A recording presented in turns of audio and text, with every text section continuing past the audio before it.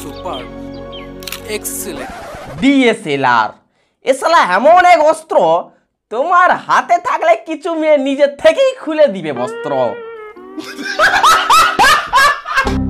জীবনের 21টা বছর পার করে ফেললাম, তাও এখনো বুঝতে পারলাম না বাড়া আমার জীবনের লক্ষ্যটা কি, ভগবান কেন আমাকে ওপর থেকে নিচে পাঠিয়েছে। বাট কিছু মেয়ে মার পেট থেকে নিচে পড়েই বলে ওঠে আমি সিরিয়াসলি অ্যাক্টিং করতে চাই, আমি নায়িকা হব। তো কি চলছে বন্ধু, ওয়েলকাম টু সত্য ঘটনা এপিসোড 8।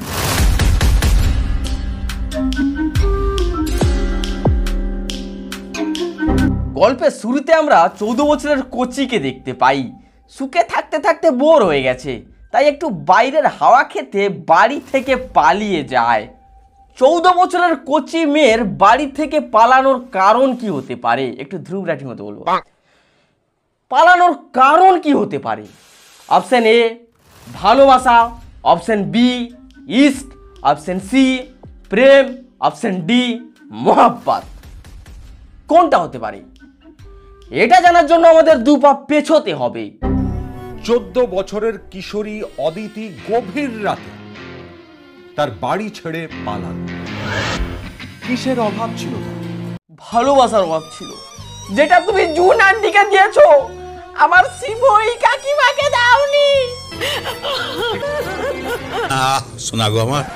ইনি আমাদের কোচি নায়িকা, মাত্র 14 বছর বয়স, সর্বগুণ সম্পূর্ণা, পড়াশোনা, নাচ গান, অ্যাক্টিং, ছবি আঁকা, মানে কি নাই এর ভেতর। ভগবান একে সব কিছু দিয়েছে, সব কিছু দিয়েছে, যেন নিজের হাতে বানিয়েছে। আর তোকে পায়ে বানিয়েছে, কাজ বাজ নাই তো লজ্জা করে না? সারাদিন ফোন লিখে বসে আছু, লজ্জা লাগেনি? হ্যাঁ, আমার ভিডিওটা শেষ করে তারপর কাজ বাজ করতে হবে, ঠিক আছে?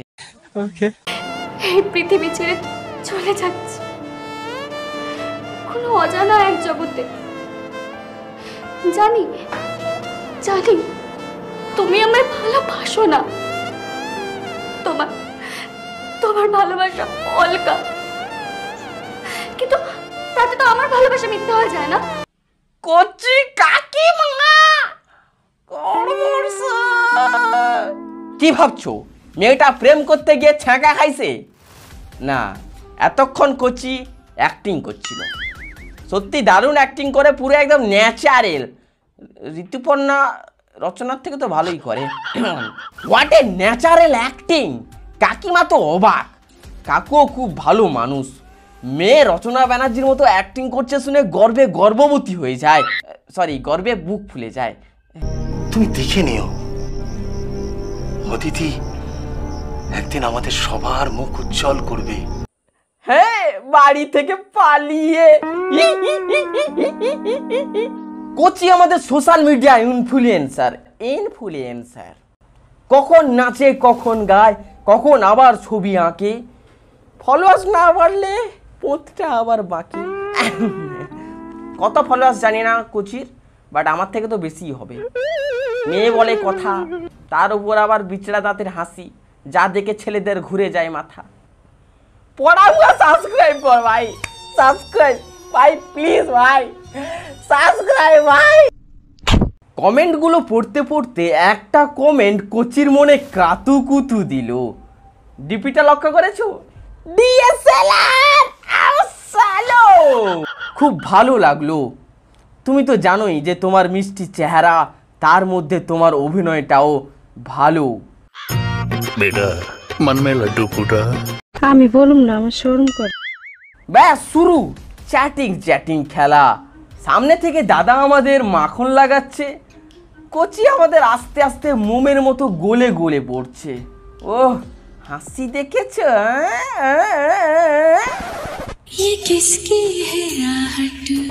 দাদা আমাদের নেচে দেখাতে বলেছিল, আর দাদা বলেছে কোচি কি আর না নেচে থাকতে পারে? মজা আসছে না।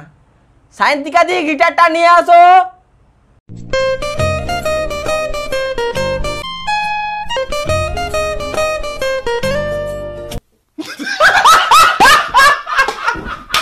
রাত নামে, কোচির হাতটা ওই দাদার কমেন্টে থামে। দাদা তেল লাগায়, কচির মুখে কি মিষ্টি হাসি। গড়ে মাছটা ঢুকুক, তারপর তো বুঝবে কোনটা মুরগি আর কোনটা খাসি। Thank you. আমি আসলে কারোর কাছে নাচ শিখিনি। ভাই এই রোগটা কি সব মেয়ের মধ্যে আছে? তুমি জাস্ট একটু প্রশংসা করে দিবে, তুমি খুব ভালো আঁকতে পারো। না না, আমি কারোর কাছে শিখিনি, ওই আর কি নিজেই দেখে যা শিখেছি। তুমি খুব ভালো গাইতে পারো। না না, আমি কারোর কাছ থেকে শিখিনি, ওই আর কি নিজেই দেখে যা শিখেছি। তুমি ছেলেদের গান খুব ভালো মারতে পারো। না না, আমি কারো সুরের। এইভাবে চলতে থাকে হাতে তেল লাগিয়ে কাঁঠাল ছাড়ানো।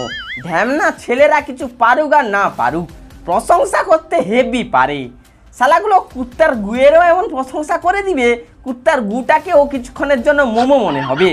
তেল লাগাতে লাগাতে কচির মন যখন তৈলাক্ত, তখন দাদা আমাদের ব্রহ্মাস্ত্র প্রয়োগ করে। আপনি কি করেন?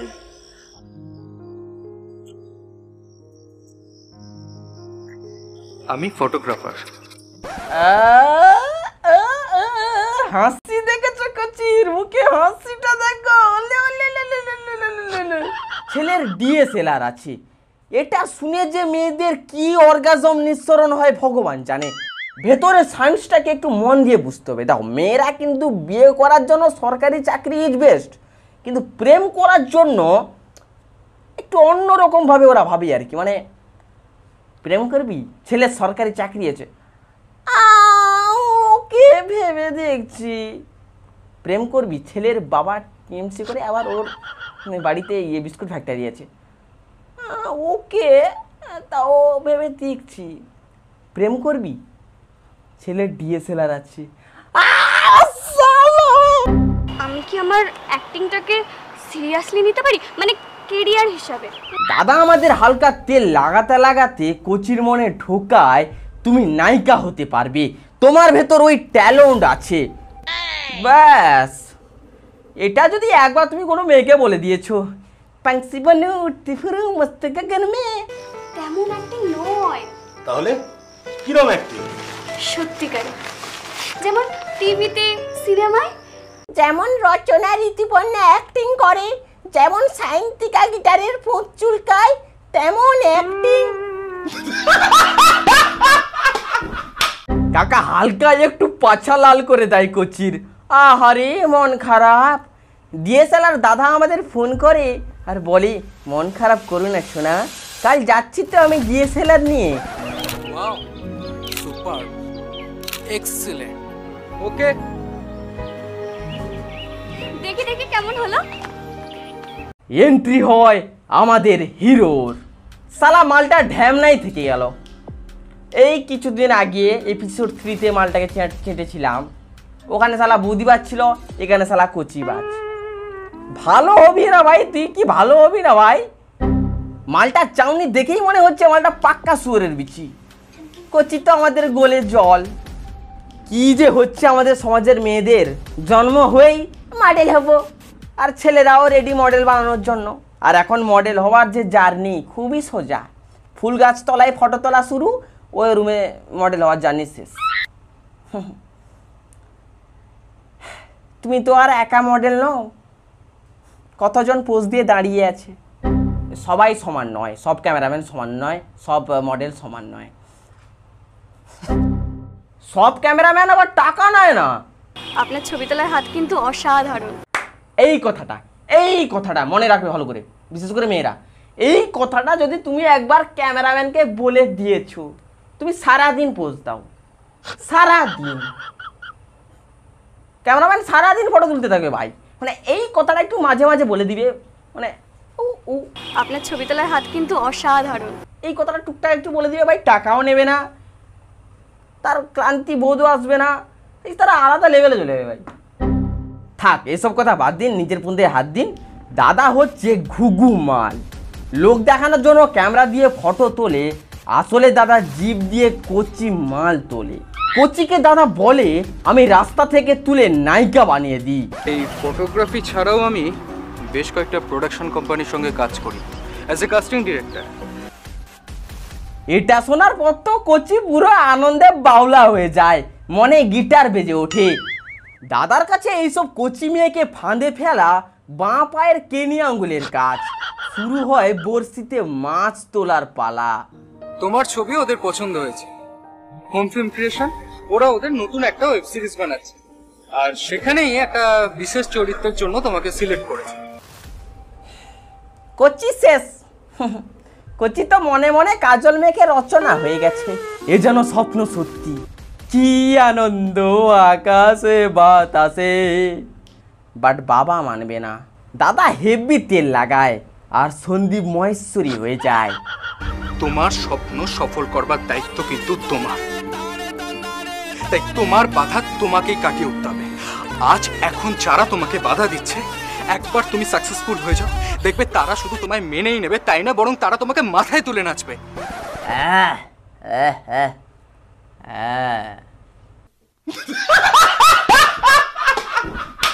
কচির ভেতর এত জোশ এসে যায়, কচি ছাদ থেকে লাফ মেরে দেয়। তারপর আমরা দেখি কাকু কাকিমাকে খুব ভেঙে পড়তে। তুমি দেখে নিও, অদিতি একদিন আমাদের সবার মুখ উজ্জ্বল করবে। ঢ্যামনা দাদা কচিকে নায়িকা বানানোর জন্য বগল, আবে পেছনে স্যাট টিউন লাগা। ঢ্যামনা দাদা কচিকে নায়িকা বানানোর জন্য বগল দেখানো মাসির কাছে নিয়ে চলে যায়। দেখেই বুঝতে পারছো মাসে শুয়ে থাকার অ্যাক্টিং শেখায়, মেয়েটাকে মারে, তার থেকে ফোন টোন ছাড়িয়ে নেয়। আর কি বলবো। কি দেখছিস, গল্প শেষ? কি শিখলি? কিচ্ছু শিখলি না, টাইম পাস হয়ে গেল ব্যাস। ভাগ্য ভালো ছিল পুলিশটা মেয়েটাকে বাঁচিয়ে নিয়েছে, তাহলে পুরো গাঁড় মারা যেত। আর নায়িকা হবি নায়িকার? সত্য ঘটনার পুলিশ আর আমাদের পশ্চিমবাংলার পুলিশের মধ্যে পার্থক্যটা কি? পার্থক্যটা হচ্ছে গিয়ে সত্য ঘটনার পুলিশগুলো সৎ হয়, হার্ডওয়ার্কিং হয়, মানুষদের বাঁচায়। আর পশ্চিমবাংলার পুলিশ শুধু নবান্নই বাঁচায়।